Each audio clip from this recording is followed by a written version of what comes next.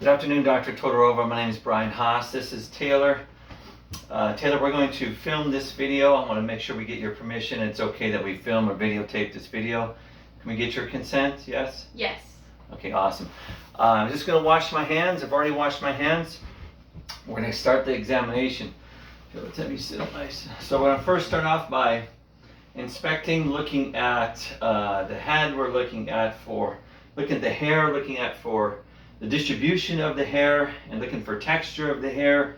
Then we want to look and visualize and inspect the actual head itself, see if there's any trauma, any rashes, any lesions of any sort.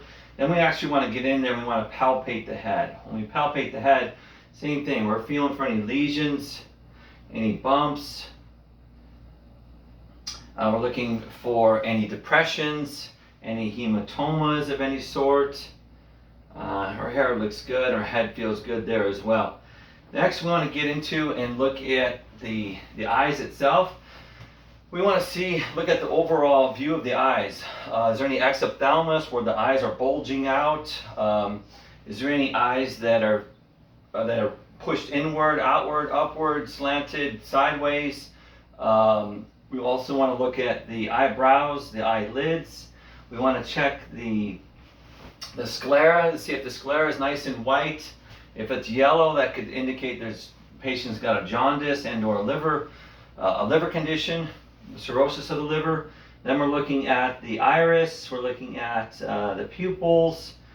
Pupils should be about 3 to 5 millimeters apart on both sides, and hers are. Those are normal there. We're looking to see if there's we're looking at the conjunctiva next. So if we look at the conjunctiva, we pull that down.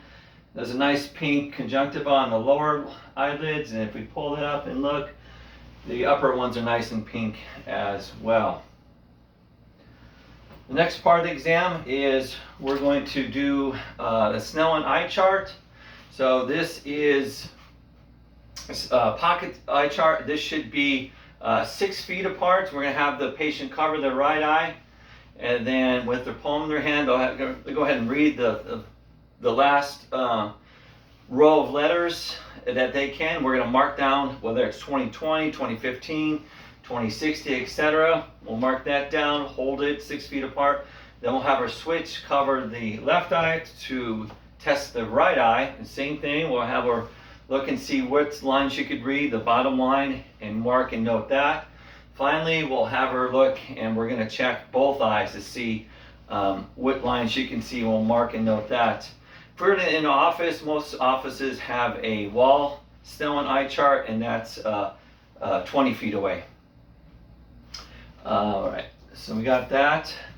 The next part of the exam is we're going to look at the reflexes of the direct and consensual light reflex. So what we want to do is we're going to shine the light into her pupil on the left side. That left pupil should constrict, and it does. Then we also want to check the consensual light reflex. As we shine it into the left pupil, the right pupil should constrict, and it does. So that's normal. And then we're going to test the opposite eye, the right pupil constricts. And then we look, and the left pupil constricts for the consensual light reflex for that. Next, we're going to do a series of tests to test peripheral vision, etc. I'm going to do a couple tests. The first one is we're going to test the cardinal fields of gaze. So that's testing cranial nerves 3, 4, and 6. If we look and do that, it's the oculomotor, the trochlear, and the abducens nerve. So we're going to have her focus on the tip of this marker. Go ahead and look at this, Taylor. And we want to track and see, and we're looking at her eyes to see if she's tracking equally when we hit these cardinal fields of gaze. And if there's any nystagmus or involuntary movements of the eye, we definitely want to note that. So we hit in all fields there, and down there, side to side there. Let me just go up and down. Good. That looks good. The next test is convergence. So we want to take the tip of our marker, have her focus on that, and we're going to go straight towards her nose. And as we do that, the eye should then converge towards the nose, and then we also want to note the pupils should constrict as well. And when we do that, hers does. Our eyes go inward and both pupils constrict, which is a normal finding there. The next test is accommodation, or it's a near-far test. What we're going to have her do is, I'm just going to sit down here for a sec. I'm going to have her focus on an object in the distance there. And as she does that, I'm going to tell her to then look at the tip of the marker and see if her eyes converge to the tip of the marker and if her pupils constrict. And that's a normal finding. So go ahead and look at the tip. Look in the distance. Look at the tip. We're looking at both left and right pupil to make sure the eyes focus on the marker and the pupils constrict. And that's a normal finding there. The next part of the test is the visual fields of confrontation. So this is looking at peripheral vision. So what we're going to do is we'd have her cover her right eye with the palm of her hand. I would cover my left eye during this test. And what I'm going to do is simply going to hold my hands up here, and then I'm going to flash different numbers in these different fields. I want you to tell me which number that you see, okay? So let's go right here. 1. Okay. This one here? 2. Okay. 3. 5. Good. So she's able to see the peripheral vision on, that's testing the left eye. Now we want her to cover that, and we're going to do the same thing with the, and I would cover my right eye as she's covering her left. So let's do this. 2. 5. 1. 4. It was 3, but close enough. Okay. And then we would test both eyes there. So let's do that with both eyes. 3. It's 2. It's okay. 2. 3. They're blurry now. Yeah. 5. Okay. 2. Good. So we test both of those. Excellent there. Okay. The next part of the exam is we're going to look at the red reflex. And to do that, we obviously need to dim the lights down so we can see the red reflex. This is the ophthalmoscope, and what we're first going to do is we're going to turn it on. As we turn it on, we just want to look and see, look at the eyes just to see here. We're looking at the cornea, we're looking at the lenses, see if there's any corneal abrasions real quick, and hers look good there. The next part is we're going to look and see the red reflex. So what we want to do is, it's dimmed down. I have the ophthalmoscope in my right hand. I'm holding it with my thumb and index finger. I'm using these three fingers to protect her so that if someone gets bumped, or if I get bumped, I don't push this into her eye there. So I'm going to stabilize her head with my left hand. I'm going to come in, look in and find the red reflex. And as I do that, we're going to follow it in, and as we find that, we're going to look at, now we can see the blood vessels there. So if we see the blood vessels, we just turn it slightly. The blood vessels, we're looking to make sure there's no AV nicking and or cotton wool spots, indicating the patient may have some hypertension issues there. And as we follow that in again, we can trace that over and look, follow the blood vessels over to the disc and the cup, and that ratio for the disc to cup ratio should be 1/3. If it's bigger than that, that could mean this patient could have glaucoma. So we test the right eye with the right hand in our right eye. To switch, we switch. If we're going to look into the left, we hold the ophthalmoscope into my left. Same, we want to make sure that we protect the patient's eye to make sure we use these three fingers that are free. We stabilize the head, use the left eye, and we follow the red reflex in. Right there. And then those blood vessels we're looking at, same thing, AV nicking, looking at the cotton wool spots and looking for that disc to cup ratio should be 1/3 as well. Okay, the next part of the exam is, oh, let me turn that off. Okay. After that, the next part of the exam is we're going to look at the nose. We're looking at the nose, we're palpating the nose. Is there any pain or swelling, tenderness there? We're looking, we're gonna look, let me change instruments here. We're gonna look at the nasal mucosa. So let's do that. We're gonna tilt this up, turn this light on. We're looking at the right nasal or nostril there. We're looking at the mucosa. Is there any discharges? Is there any polyps? We're looking to see at the color. The color is nice and pink. No inflammation, no redness. We're looking at the turbinates. See with the terminates, there's no redness or swelling of the terminates. And we're also looking all the way back and to see the septum. Is the septum straight? Is there any deviation there? Hers looks normal there. And then we're going to look the same with the left. We're going to use my left eye there. We're going to look in there. No nasal discharge. No polyps there. The terminates look good. We're not seeing any redness, any swelling. Septum on that side looks really good. There's no discharge there. After that, we're going to do the face. So we want to look at her overall face. Is there symmetry? Is there any drooping on one side versus the other? We want to look at, or we're going to palpate actually, the frontal and the maxillary sinuses on both sides. We're feeling for any tenderness, any pressure. Is there any pain there at all? No. Good. Then the maxillary sinuses, same thing. Any tenderness, any pressure, any pain there? No. Then we're looking into the mouth. We're going to see the lips there. Is there any cracks, any fissures, any herpetic lesions? If someone's got herpes, you might see a cold sore on their lips. The next part is looking into the mouth. We want to see the mouth there. Let's open that up there for you. Look in the mouth. So the oral mucosa, we want to see nice and pink oral mucosa. We're looking at the tongue. We're looking at the papilla of the tongue. Those are nice. There's nothing swollen, no red. Dentation looks good. Does she have all her teeth? Is there any dental caries? Does she have any abscesses there? That looks good. The gingiva or the gums, those are nice and pink. No redness, no swelling there. Salivary glands, no redness, swelling there. We're looking at the soft palate, the hard palate. Then we want to go all the way back and look at the posterior pharynx there. We want to see the uvula sit nice center there. And then as she says ah, let's go ahead and say ah. Ah. So we say ah, we see the uvula raised there and say go ahead and ah again. We're looking at the tonsils and the pillars.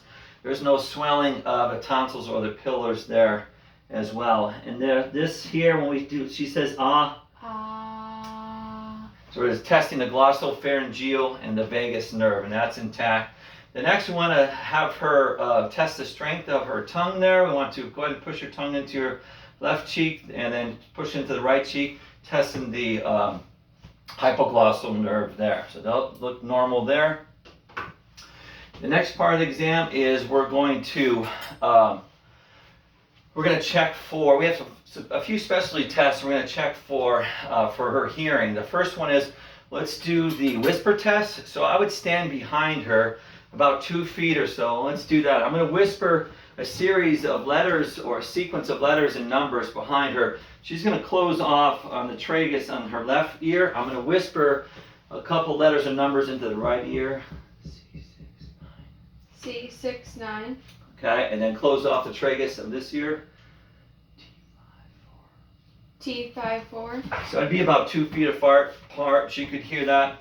The next test, is the Weber's test. This is our tuning fork here. We're going to strike the tuning fork, and as we strike that, we're going to place it in the middle of her forehead there. And do you hear the sounds in both left and right ear equally? Yes. Okay, good. So that's normal. If it was to lateralize to one side, let's say she could hear it better on the left, that means there's a sensory neuro problem on that left side there.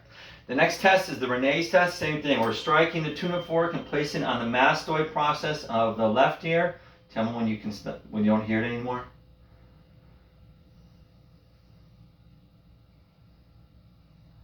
Stop. Can you hear it now? Mm-hmm. Good, so she can hear that. Once we take it off, she can hear it in the air. So that means air conduction is greater than bone conduction. That's normal. Then we're gonna test the left.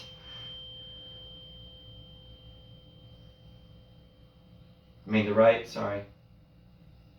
Mm-hmm. Can you hear it? Mm-hmm. Got it. And if it was the opposite, if bone conduction was greater than air conduction, there is a conduction problem in that ear. Then we want to test. Let's see if she's got patency of her nose. Go ahead and close off your nose, your right nostril, and sniff there. Her nostril or nasal passage is open on that side. It's patent, and then same thing on the right. It's open and patent on that side. Now we're going to test the smelling. So we'll go ahead and close that off.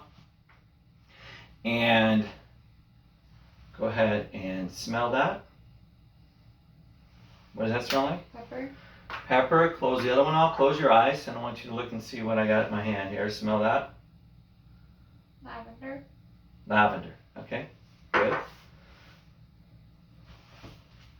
All right. So what I want to do now is I want to focus in on doing the ear test. So we want to look and see. We're looking at the external ear there, and we want to see. We want to look at the tragus, the pinna. Is there any external swelling there? Any redness? We don't see anything. Any discharge? We'll look and see if there's any wax coming out. With this is a safety thing here too.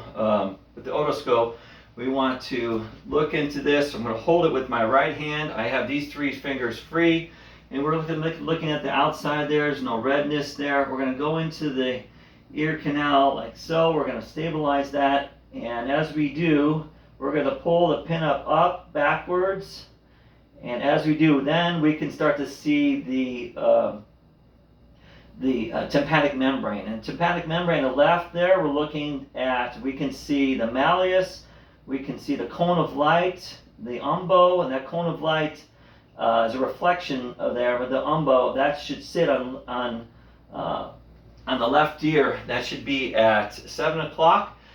And when we see that, it's okay. And when we see that, we can see the umbo and that cone of light there. We see the indentation of the tympanic membrane on the lateral part there. It's a hollowness to that. It's a concave part of the tympanic membrane. As we do that, we can see that.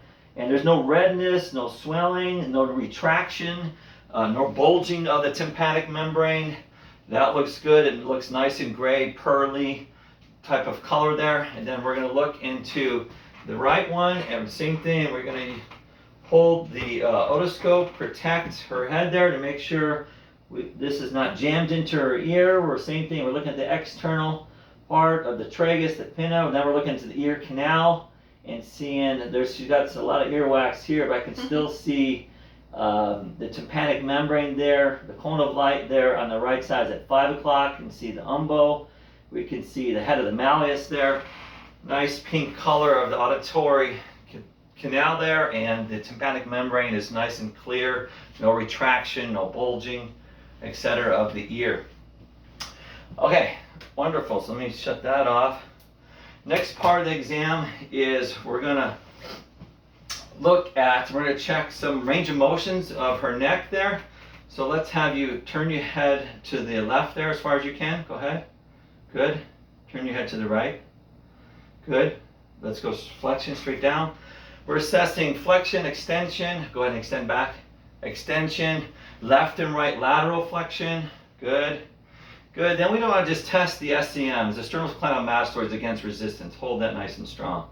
Good. That's a 5 on that side, and we turn to the right against resistance. That's a 5 on that side.